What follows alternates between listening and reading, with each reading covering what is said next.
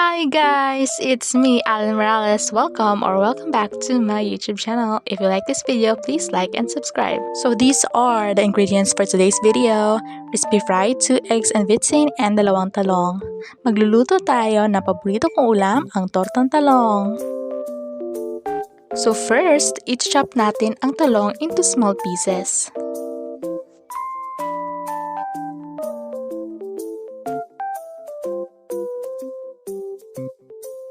Importante na ilagay ang na-chop na talong sa tubig para hindi siya magkulay brown.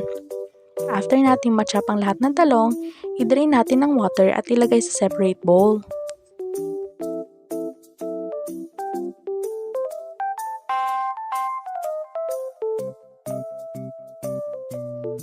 Ngayon, ilagay na natin ang dalawang itlog.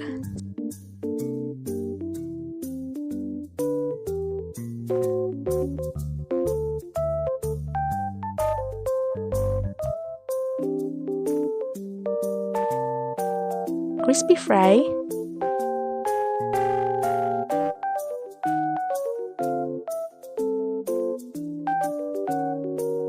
harina sa bowl ng talong,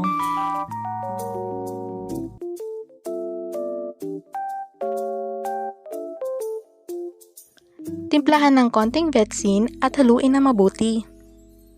Gusto ko ang lasa nito kasi medyo maalat-alat at masarap syempre. Nagpainit na ako ng mantika sa kawali. Tapos, prituhin na natin ang nagawang mixture. Konti lang ilagay para magkorting bilog.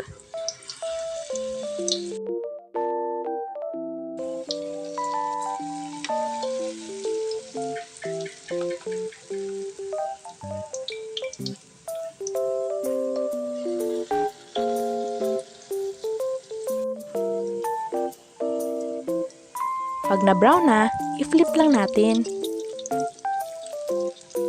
At kapag na-golden brown na, luto na yan. Pwede na nating hanguin. Repeat lang ulit hanggang sa maubos na natin ang mixture.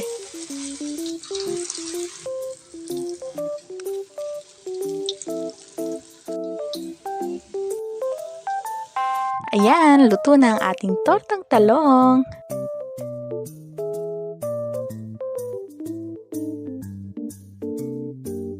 Kain na!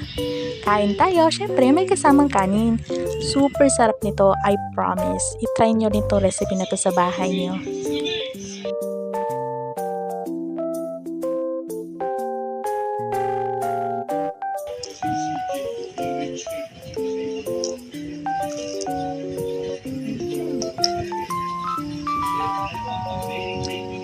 If you like this video, please like, share, subscribe, and hit the notification bell para updated kayo sa mga videos ko. Thank you sa support guys. See you in the next video. Thanks for watching. Bye!